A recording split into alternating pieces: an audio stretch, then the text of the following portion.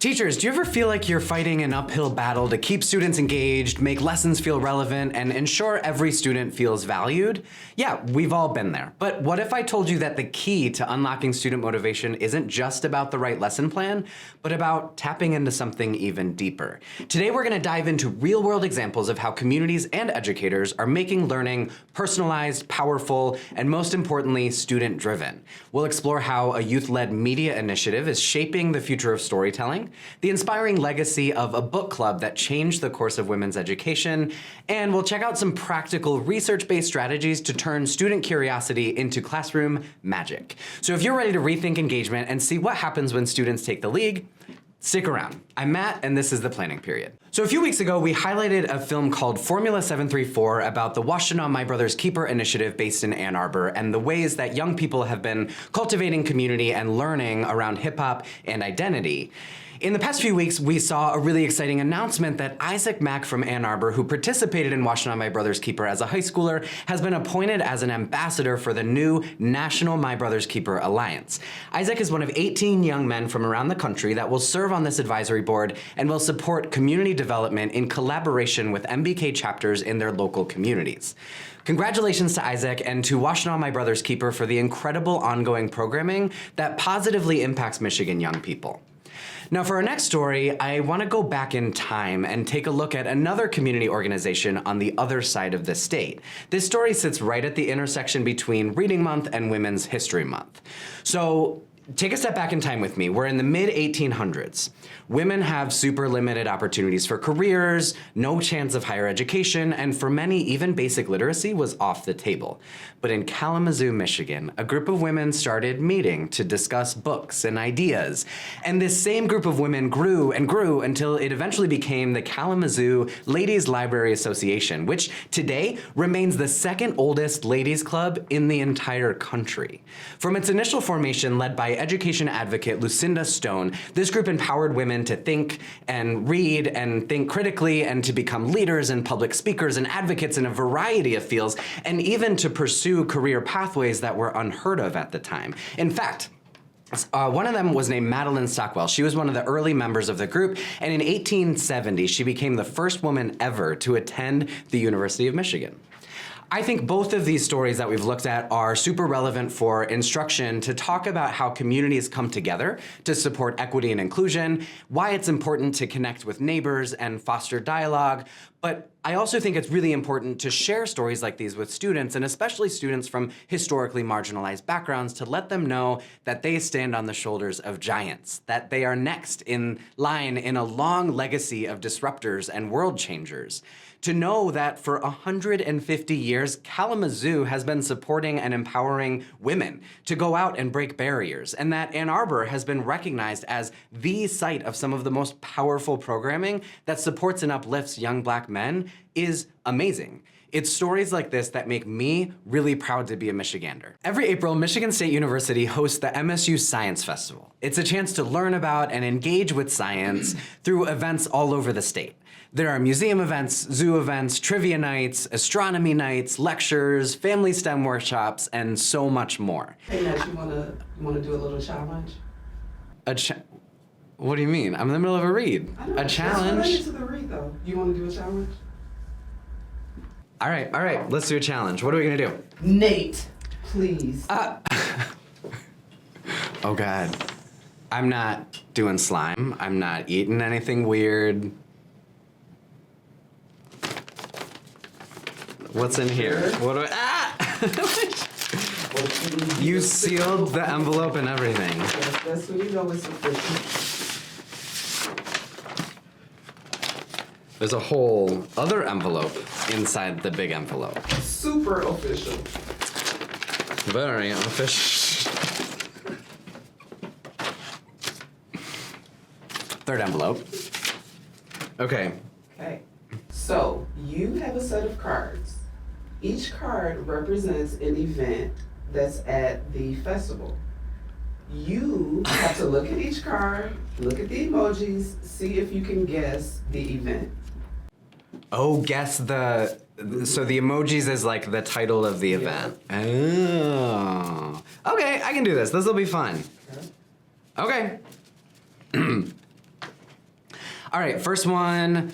There's a lion and like a leaf emoji and a museum.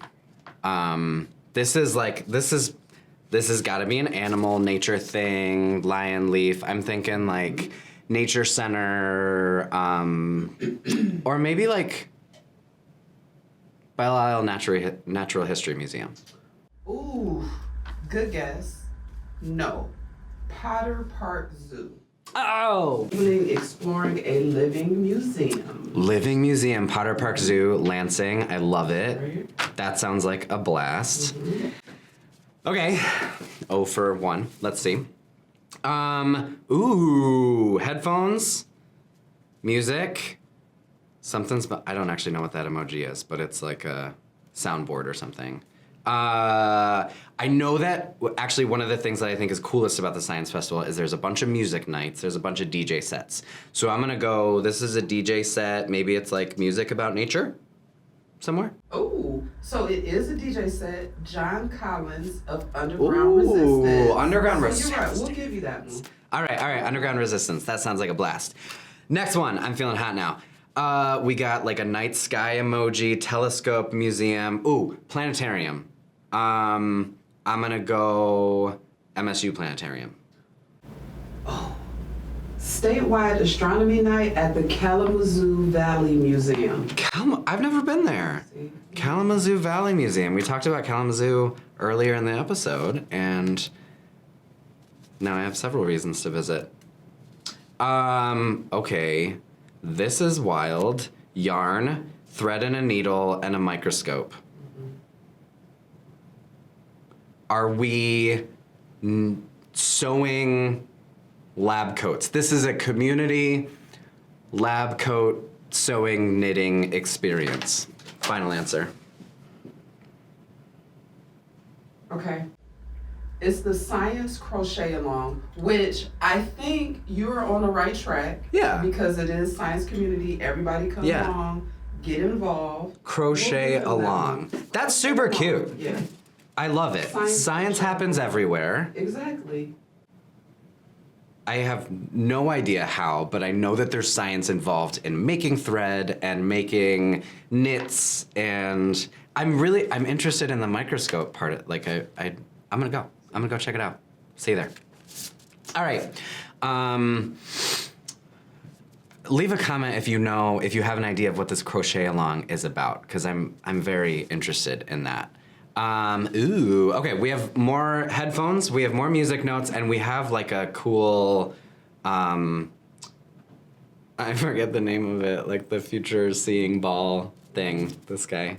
Ooh, You can see it on the screen. get this one. This is another music event. It feels like a cool, I don't know, universe. Like, we're gonna feel the vibes. It's like I'm gonna go club night because there's music. The headphones are actually giving me like silent disco. And I love that idea. I went to one a few weeks ago. You put the headphones on, the room is silent, but you can hear the music, super sensory friendly. And so the headphones and the it's not a disco ball, but that sort of situation is giving me like silent disco vibes. So I'm gonna go silent disco, and that is happening at the Adam Nature Center. Okay, so you're right about the music. Okay. It's the Carl Craig DJ set, Ooh. and the theme is Techno Futures, and you're gonna like this, Detroit's Afrofuturist Groove. When we talk about Afrofuturism, I do love this. I also think the emoji generator could have done a better job indicating Afrofuturism. Come on. Let's have inclusion in our emojis, please. Love that. Going to that. Detroit's Afrofuturist Groove. Like if you're gonna go there as well. Okay. Fire. Microscope. Camping. I love to camp. Actually, this emoji matches one of my tattoos. Little campsite. Okay. Tent, tree. Okay, so this is like definitely an outdoor situation. There's fire, so heat. I I think whoever made these emojis is just like using the microscope to indicate anything science-y, which I support.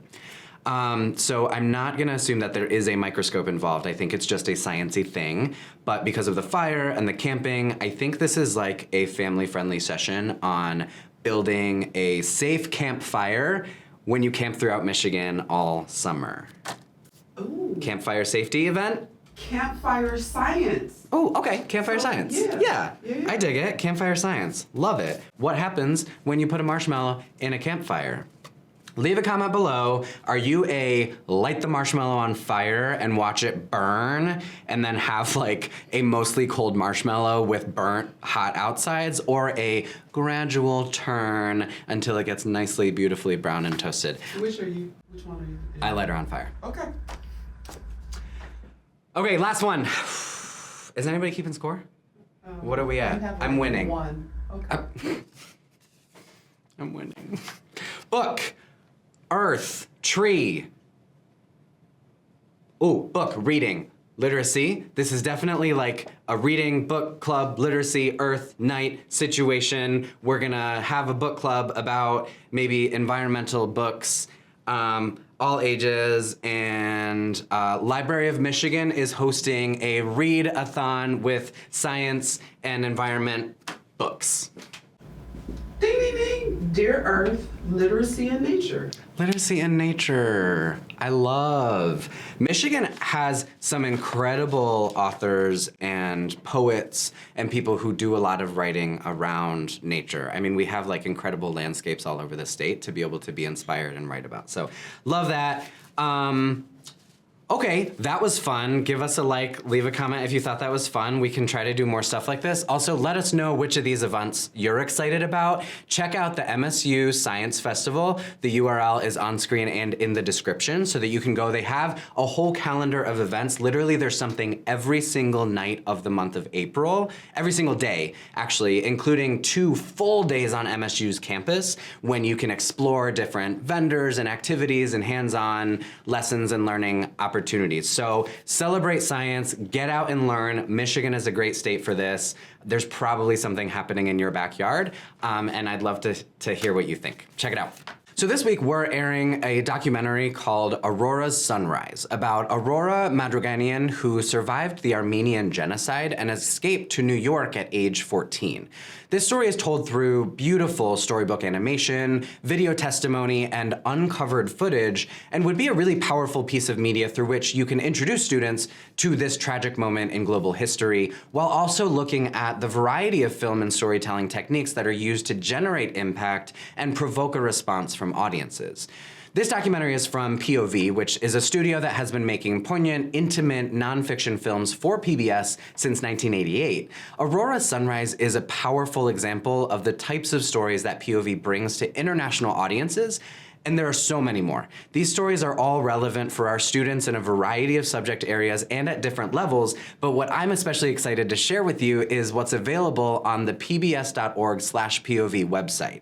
If you navigate to the film archive, you have lots of options for filtering their massive archive of films about different topics like arts and culture, education, immigration, environment, and more. There are also collections that you can explore like Democracy Rising, Disability Pride Month, and Crossing Horizons, Asian and Pacific Islander Visions and Voices.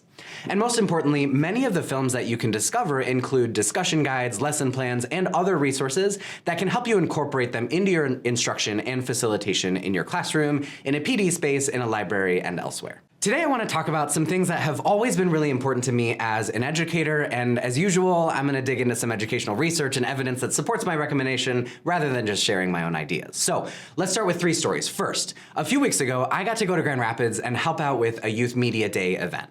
My friend Mallory, who runs the PBS Student Reporting Labs program at GVSU, was hosting, and it was just a bunch of high school students who were interested in learning more about media making and storytelling. Now, what I remember from the event was that everybody who was there was already someone who was making media, someone who had a story to tell. There was a young producer who works on their school's news show. There was a skateboarder who records videos to post on Instagram Reels. There was a musician and a creative who was really interested in learning more about radio. Basically, everybody had a skill and an interest, and this gave them an entry point into what they were there to learn about. Last week, I went to the Michigan Science Teachers Association meeting, and I got to chat with teachers who were all excited about finding ways to help their students understand science concepts by having them observe climate and weather patterns, or by inviting them to collect rocks and investigate what they look like, or by connecting with animals and nature and figuring out what they wanted to learn more about them. That same weekend, I also had the absolute honor of joining a group of educators of multilingual learners in Dearborn, and I got to listen to a panel of speakers talk about leveraging the genius of multilingual learners who have stories and cultural backgrounds and curiosities that we can't ignore simply because they aren't able to communicate in English. They can communicate, they can design, they can think critically, they can create amazing things. And I learned all of this at this event. So the thread for me coming out of these 3 events is this idea that our students are actually innately brilliant. And they bring incredible knowledge bases and skill sets into our classrooms. And if we give them an opportunity to share those and to let those interests and curiosities lead, they can and will do amazing things. Now, this has been my experience. I've always said that I think teaching requires being in a constant state of awe and always being intentionally impressed with young people. But what's cool is that this is actually also affirmed in educational research. One of the key takeaways from a 2018 report from the Education Trust says that connecting with student values, interests, and goals can prompt engagement, drive motivation, and cultivate a sense of belonging for students. If you've spent literally any time with young people, I'm sure you've also seen the magic of what happens when they find a topic they're really interested in and they want to learn more about it. So here are some tips for intentionally making this magic happen inside your classroom at all levels. Bring student voice into classroom routine and norm setting. Invite them to volunteer for classroom jobs, collaborate on a classroom mission statement or set of goals, and check in with them often about how they like to learn. Ask for feedback. Make sure your students know that they can be honest with you about what's working and what's not working, and make sure you find ways to collaborate to always make things better for them. Build in intentional time for choice. While unlimited choice might be overwhelming for some students, having defined blocks of choice time or even specific projects like independent reading time, when students can be in charge of their learning, can empower them more than you might think. Mix in choice across learning and inquiry, collaborative experiences, assessments and projects, and even learning goals, rubric development, and self-assessment. This can ensure engagement over time and a more authentic sense of agency across experiences in the classroom. Build authentic relationships with students. If you really get to know your students and who they are, it will be easier for everyone to make sure you and them are bringing their identities and interests into learning, both at the individual and collective levels. And they will already feel like their ideas are valued and worth sharing. That's our show for today. What are some of the ways you've seen student curiosity take the lead in your classroom? Drop a comment below, because I'd love to hear your experiences. And if you found today's episode valuable, make sure to like, subscribe, and share with a fellow educator. Your support helps keep these conversations going. Thanks for spending your planning period with me, and I'll see you next time. This program is made possible in part by the state of Michigan and by viewers like you. Thank you.